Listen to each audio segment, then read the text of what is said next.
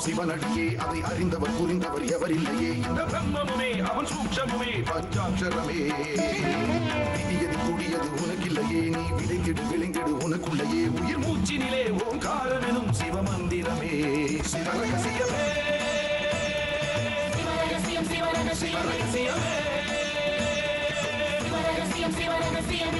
ஆதியும் அந்தமும் சிவனடியே அதை அறிந்தவர் புரிந்தவர் எவரில்லையே இந்த பிரம்மமுமே அவன் சூக்ஷமுமே பஞ்சாட்சரமே விதியது கூடியது உனக்கில்லையே நீ விளைங்கிடு விளைங்கிடு உனக்குள்ளையே உயிர் மூச்சினிலே ஓங்காரம் எனும் சிவமந்திரமே சிவரகசியமே சிவரகசியமே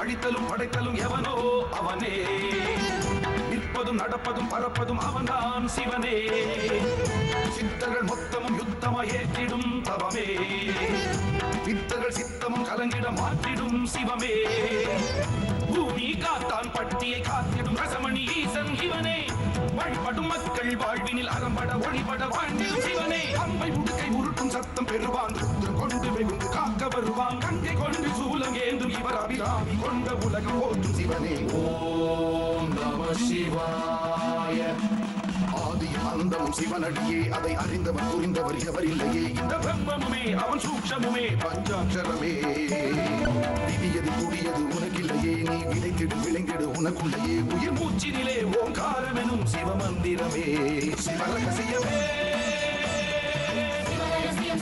சிவரகசியமே சிவரகசியமே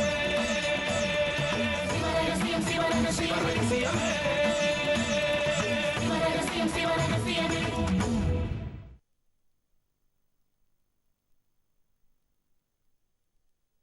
பூட்டை திறப்பதும் கையாலே மனப்பூட்டை திறப்பது மெய்யாலே வீட்டை திறக்க முடியாமல் விட்ட விதி என்கிறார் ஞான பெண்ணே. மதுரை வாலைசாமி. உன் சின்னையாவ நாய் மட்டும் கடிக்காது, வேணா பாரு பாம்பும் கடிக்கும். ஏந்தாய் உனக்கு சின்னையா மேல இவ்வளவு குலவரி? ஏதோ எச்சரிக்கப்படணும்னு லேசான கடியோட போயிடுச்சு. டேய், நிஜமாலுமே கடிக்க விட்டுருந்தா உன் கதி என்ன இருக்குமோ தெரியாது. பிருந்தாவை குணப்படுத்துறது மட்டும் இல்ல, கருணை மனுவை மறுபடியும் அனுப்பி அந்த ராமண்ணாவுக்கு கிடைக்க இருந்த தூக்கு தண்டனைய ஆயுள் தண்டனையா மாத்திரத்துக்கு உண்டான வேலை நடந்துட்டு இருக்கு. அவங்க எது வேணாலும் செய்யட்டும், அதுக்கு மேல நம்மளாலையும் செய்ய முடியும். இந்தாங்க சார்.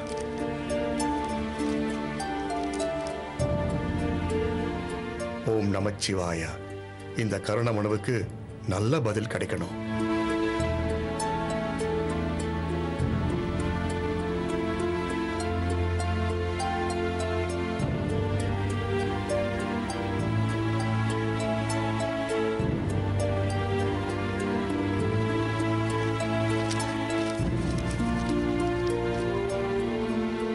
ரொம்ப நன்றிங்க ஐயா. ஆமா, உங்க ஜோதிட கணிப்புப்படி ராமனாவுக்கு நீண்ட ஆயுள்னு சொன்னீங்க. அப்புறம் எதுக்கு இந்த மனு? என்னோட கணிப்புல எனக்கு எந்த சந்தேகமும் இல்லை சார். ஆனா கணிப்பு நிறைவேற வேண்டிய செயலை நம்ம செஞ்சாகணும் இல்ல, அதுக்காக தான் இது. எல்லாத்துக்கும் ஒரு பதில ரெடிமேடா வச்சிருக்கீங்க. சார், ஒரு சின்ன ரிக்வெஸ்ட். சொல்லுங்க. அப்பாவை நேர்ல பார்த்து ஒரு 2 நிமிஷம் பேசணும். உங்க பெர்மிஷன் தேவை. ஏற்கனவே நான் ரூல்ஸை மீறி பர்சனல் ரிஸ்க் எடுத்து தான் உங்களை அந்த செல்லு கூட்டிட்டு போனேன். இப்போ மறுபடியும் கேட்குறீங்களே.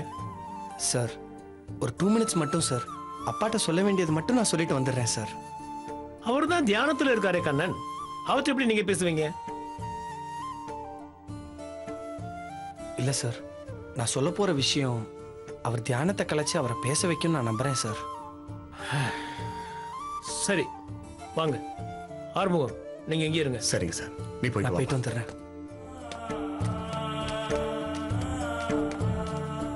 ஓம் நம சிவாய. ஓம் நம சிவாய. ஓம் நம சிவாய. ஓம் அப்பா. நம சிவாய. ஓம் நம அப்பா. சிவாய. கண்ணா வந்திருக்கேன். ஓம் நம சிவாய. ஓம் நம சிவாய. அப்பா, எனக்கு நினைவு தெரிஞ்ச நாள்லேருந்து நீங்க சிவனை கும்பிட்டும் சித்தர்களை வணங்கிட்டு தான் இருக்கீங்க. ஆனா இதனால கிடைச்ச பலன் என்ன? நீங்க தியானம்ன்ற பேர்ல வாயை மூடிட்டு மௌனமாவே இருந்தா நம்ம வீட்டோட நிலைமையை உங்களால புரிஞ்சுக்கவே முடியாதாப்பா. ஓம் நம சிவாய. அக்காவை எப்படியாவது குணப்படுத்தணும்னு வைத்தியரோட சேர்ந்து நான் சித்தவனம் போலான் இருக்கேன்ப்பா. ஆனா எனக்கு ஏதாவது ஆயிடும்னு பயந்து அம்மா தனியாவே காட்டுக்கு போய் காக்கை சித்தரை பார்த்து அபயக்கனின்ற வேற கொண்டு வந்திருக்காங்க. ஓம் நம சிவாய. நான் அதை காட்டுக்கு கொண்டு போனா எனக்கு எந்த ஆபத்தும் வராதான்.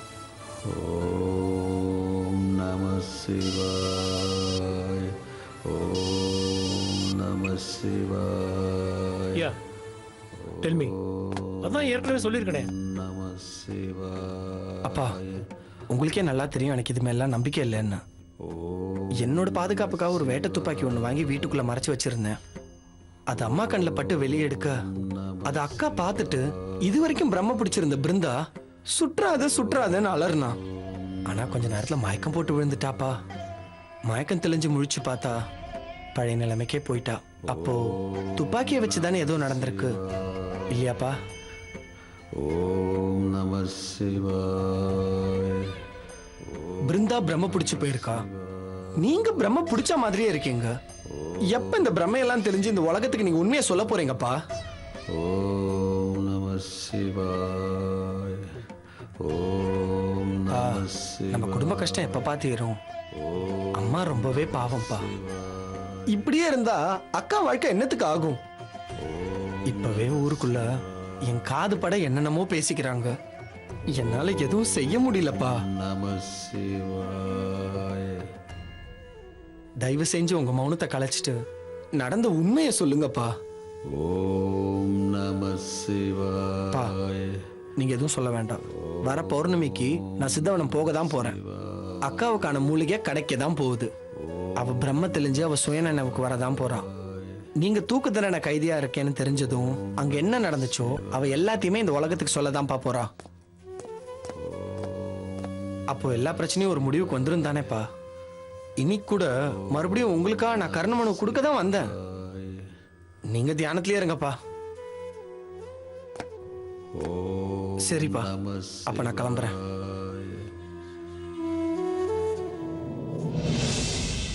கண்ணா,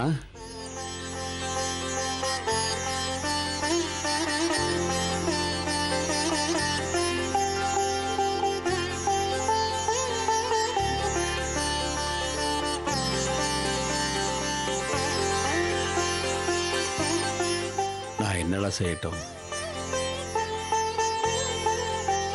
நடக்கிறதெல்லாம் அவன் செயல், அவனுடைய திருவிளையாடல். நான் அவனுடைய திருவடியை பிடிச்சிட்டேன். எல்லாம் அவன் பார்த்துக்குவான். நான் அவனை நம்பிட்டேன். என் நம்பிக்கை வீண் போகாது கண்ணா. நீ சித்தவனம் போக காக்கை சித்தர்கிட்ட இருந்து அபயகந்தி வேர் கிடைச்சிருக்குன்னா பிருந்தா குணமாக அவர் முடிவு பண்ணிட்டார்னு அர்த்தம். அவர் அருளால உன்னுடைய முயற்சி ஜெயமாகட்டும். சித்தரோட தியானம் கலையும் போது நம்ம கஷ்டமெல்லாம் கரைஞ்சு போயிடும். கவலைப்படாம போயிட்டு வா கண்ணா. அப்பா, ஓம் நம சிவாய. ஓம்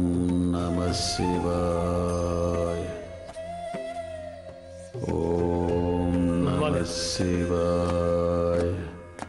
ஓம் நம சிவாய.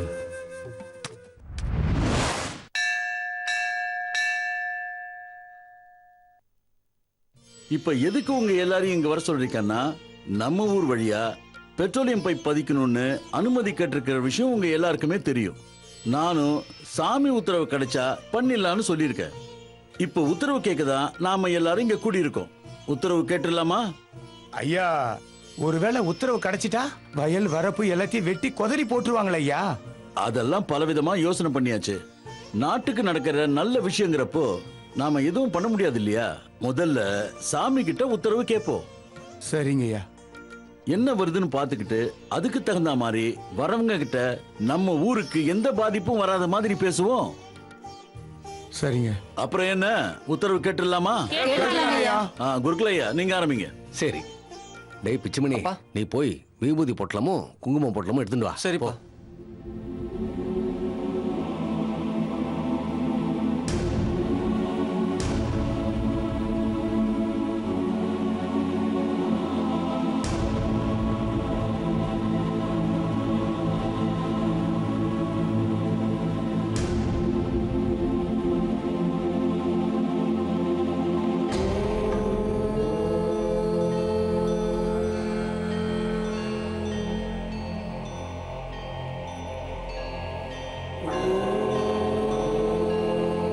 பார்த்துடலாமா?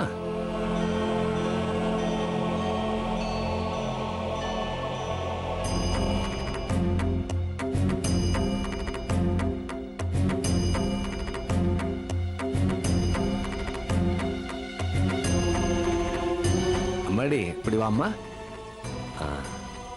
இதுல இருந்து ஒன்னு எடு.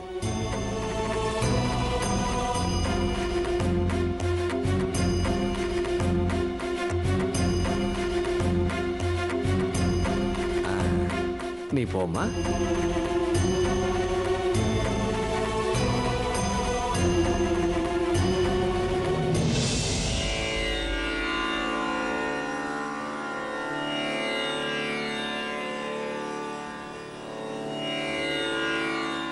விபூதி வந்திருக்கு. பெட்ரோல் பைப் பதிக்கிறதுக்கு சாமி உத்தரவு கொடுத்துட்டு.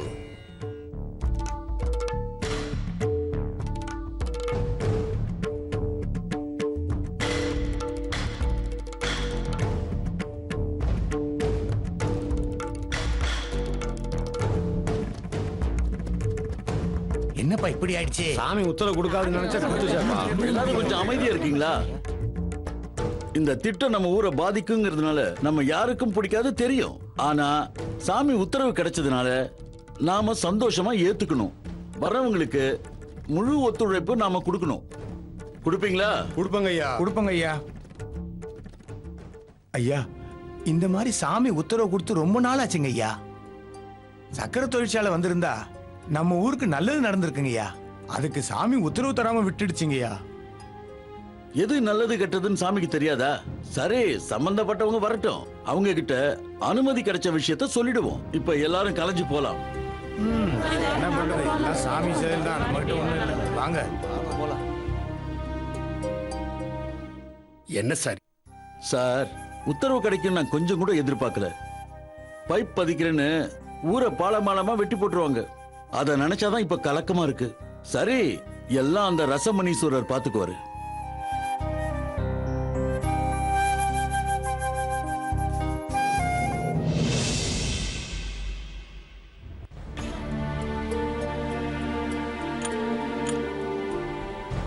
ஏப்பா அண்ணா சார் வந்துட்டியா? சாமி உத்தரவு கொடுத்துருச்சா? ஆமாந்தா, உத்தரவு கொடுத்துருச்சு.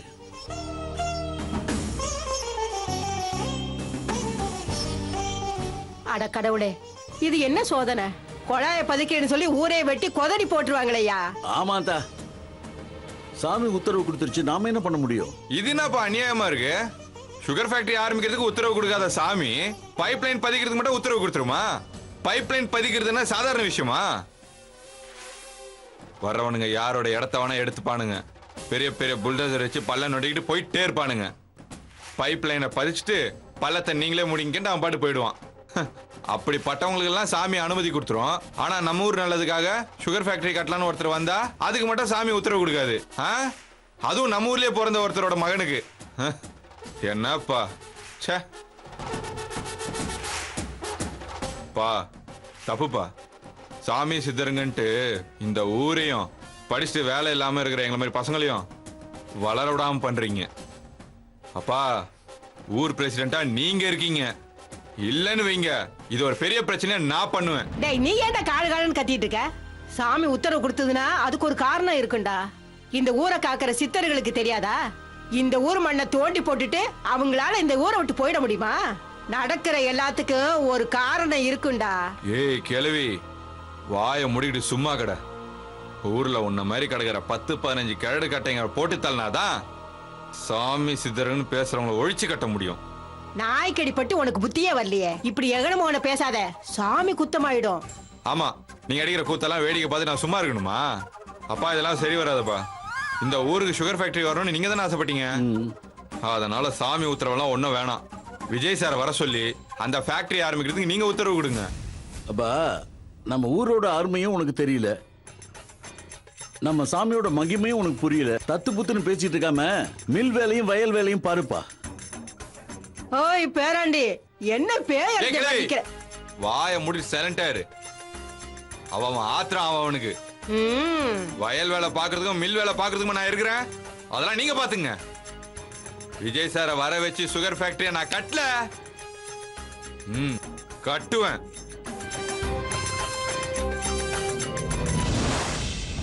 சொல்லு ராஜதுரை. சார் ஒரு முக்கியமான விஷயம். என்ன?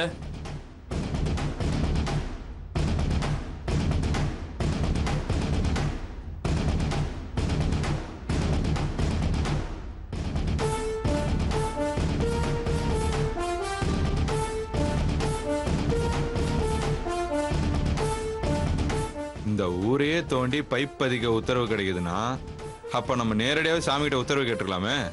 இந்நேரம் அனுமதி கிடைச்சி வேலையை ஆரம்பிச்சிருக்கலாம். என் மாமா தான் கெடுத்து விட்டாருன்னு சந்தேகப்பட்டிய. நாம நேரடியா கேட்டிருந்தாலும் அதை அவரே கெடுத்து விட்டு இருந்தாலும் சோ நடந்து முடிஞ்சதை பத்தி நம்ம கவலைப்பட வேண்டாம். நான் மறுபடியும் அங்க வருவேன். என் அப்பா பேர்ல உத்தரவை கேட்பேன். அப்போ யாரோட சதி வேலையும் செல்லுபடி ஆகாதபடி நம்ம பாத்துக்கணும். சரியா? பாத்துக்கலாம் சார். ஆனா அதுல ஒரு சிக்கல். என்ன சிக்கல்? ஒரு குடும்பத்துக்கு ஒரு விஷயத்துக்கு ஒரு தடவை தான் உத்தரவு கேட்க முடியுமா? ஓ, என் அப்பாக்கே கண்டிஷன் போடுவாங்களே என்ன? அப்படி யாராவது கண்டிஷன் போட்டா நான் அங்க வந்து உங்க ஊர் சாமி சித்தர்கள் உங்க நம்பிக்கை இது எல்லாத்தையும் ஒடிச்சு நொறுக்கி தூள் தூள் ஆக்கிடுவேன். என்ன சார் சொல்றீங்க? 1000 வருஷமா பௌர்ணமி அன்னைக்கு பூட்டி இருக்கிற கோயிலுக்குள்ள சித்தர்கள் வந்து பூஜை பண்ணுவாங்களா? அது யாரோ மறைஞ்சிருந்து பார்த்தா பைத்தியம் ஆயிடும்னு சொன்னீங்க. நாங்க வரேன். பௌர்ணமி அன்னைக்கு ராத்திரியில பூட்டி இருக்கிற கோயிலுக்குள்ள நான் போவேன். விடியும் போது எனக்கு எதுவுமே ஆகலன்னு தெளிவா வெளியே வருவேன். ராஜதுரை, ஊருக்குள்ள சுத்திட்டு தெரியுற 4-5 பக்ரி சாமிங்க எதோ சொல்லி ஊரை மிரட்டி வச்சிருக்காங்கன்னு எல்லாருக்கும் ப்ரூவ் பண்ணுவேன். யாரோட உத்தரவு வேண்டாம், ஒன்னும் வேண்டான்னு நான் அங்க சுகர் ஃபேக்டரி கட்டியே தீருவேன். சரி சார், நீங்க சொல்றீங்க. இருந்தாலும் நீங்க சொல்றத கேட்க கொஞ்சம் பயமா தான் இருக்கு. உனக்கு இருக்கும். உள்ளூர் கதைகளை கேட்டு வளர்ந்தவல்ல நீ. ஆனா எனக்கு இல்ல. ஆமா, இந்த பௌர்ணமி எப்போ வருது? இன்னும் 4 நாள் தான் சார் இருக்கு. ஓ காஷ், அப்ப நான் உடனே அங்க வந்தாகணும் இல்ல? இருந்தாலும் என் டாட் கிட்ட மருவத்தரை பத்தி ஒரு வார்த்தை கேட்டுக்கிறேன். அவர் ஹார்ட் பேஷண்ட். அவர் சங்கடப்படுற மாதிரி நான் நடந்துக்க முடியாது இல்லையா? எனிவே, நான் அவர்கிட்ட பேசிட்டு உனக்கு இமீடியட்டா கால் பண்றேன். சரியா? சரி சார். யா, பாய்.